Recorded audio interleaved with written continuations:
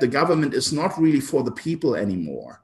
The government is for commercial interests. It's all about business. It's all about their donors. It's all about, the military industrial complex, the people that profiteer from us going to war, that profiteer from terror and conflict around the world.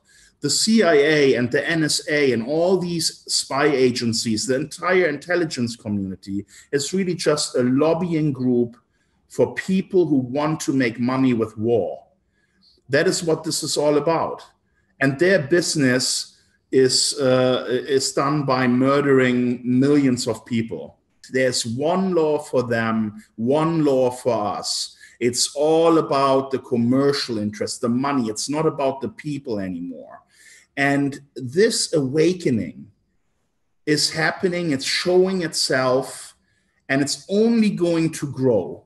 And I think over the next decade and two, we're going to see more and more people getting elected that are not the deep state candidates, that are like Trump, where people have hope that he will actually go in there and disrupt the corruption and change things. And it will become increasingly difficult for the deep state to maintain their power within politics. And that is why, and I find this the most incredible development right now in the United States, 25% of the Democratic candidates in this 2018 election are intelligence community members. They are people from the CIA, from the NSA, because the deep state realizes we can no longer rely on our puppets, because the people have been waking up to the fact we now need to put our own people into Congress and the Senate and take over power that way. And, this is an act of desperation. That is how I see it. And they realize that their power is fading, that they are getting more and more exposed, and that ultimately they might completely be destroyed because of people that understand what's going on. And one of the big motors that is driving this is WikiLeaks and Julian Assange. And everyone should support this guy 100%. We have exposed the fake news media. We have shown how they really operate. Sometimes you need to put someone in place you would never think should be president just to expose them, to expose the ways they work and how the system works. And the deep state has gone too far this time, because all of this media reporting about Russia, every day, in and out, people are getting it. People are understanding now, well, we can't trust our media. And that is what gives rise to other alternative media organizations now. So to everyone who hates Trump and the fact that I supported Trump, it also opens the eyes of a lot of people. And that is really the greatest achievement of Trump's election, is that everyone now understands you cannot trust the media.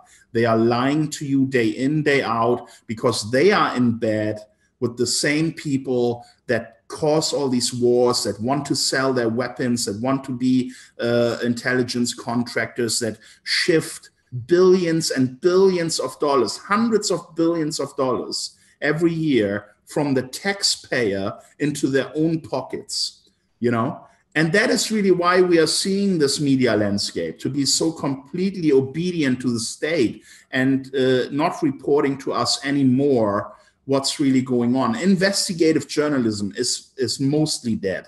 And there are really only a handful of rebels left that are reporting the truth. And that is why it's so important that we all get behind WikiLeaks and that we support new alternative media organizations. The truth is the enemy of the deep state. The truth is what keeps us informed and make informed decisions.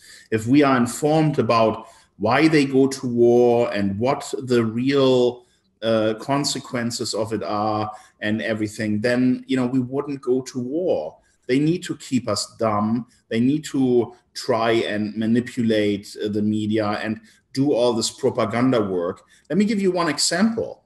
Every Hollywood movie, right, that is about war is mostly a heroic propaganda piece for the US military. You know, how all these soldiers and everyone hug each other and how great it is, the camaraderie, and, you know, how we're fighting for a free world and, yeah, we are the best.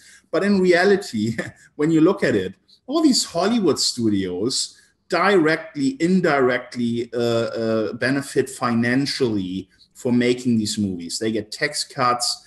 They get access to military machinery. The CIA has a huge department just for working with movie makers to basically influence their scripts, influence their stories. Well, if you say it in that way, then you can have access to this plane carrier and you can film our fighter jets and all this stuff. So, you know, it's not just the media that is being manipulated to sell us wars. It is also Hollywood that turns these wars into some kind of awesome thing that the US government does, and that the US is such a good operator globally that we should all just be happy that we have such a good force for peace and righteousness. But in reality, when you really look at the truth and you read some of these WikiLeaks documents, you see that none of it is the reality. It's all a big fake story.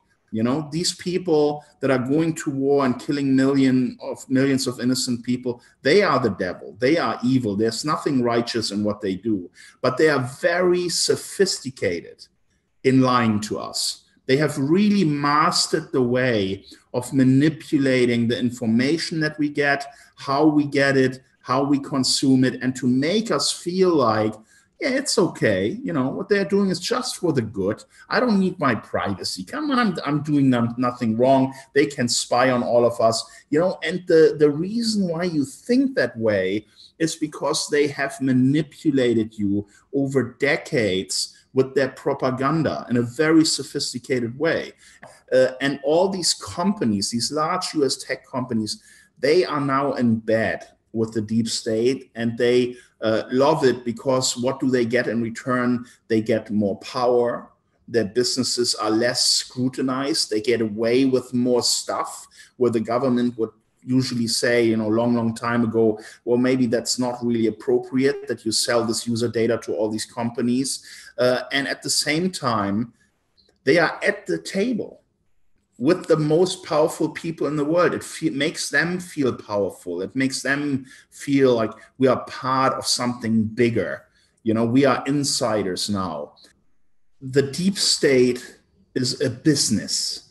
It's a business operation, okay?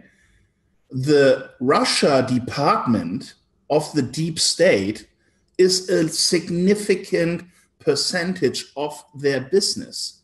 Imagine if all of a sudden relations with Russia were friendly and we are at peace and we are cooperating and everything is happy. That means that this large department has to shut down or has to significantly be reduced in its numbers, which ultimately means a significant budget cut for the deep state. And obviously, they don't want that. It is not Russia that hacked the DNC. It is their very own conduct that an individual was so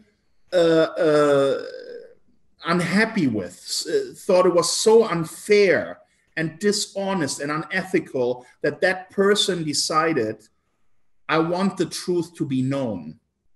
This is how we get the truth. It's people on the inside, like Snowden, seeing what's happening, how our rights are being undermined, how the processes are being perverted to achieve an outcome that is predetermined, that some powerful people have made in a boardroom and are now pushing down our throats. You know, and it is sad that Hillary Clinton is still seen by quite a large number of people in the US as a clean operator. She is a complete fraud, a criminal scum. And I'm really happy, even though it's really a tiny role that I played, but I'm really happy that I was a part of stopping her from becoming president. And I'm really proud of WikiLeaks for having had their part in stopping that crazy bitch becoming president. Excuse my language. She is a bitch.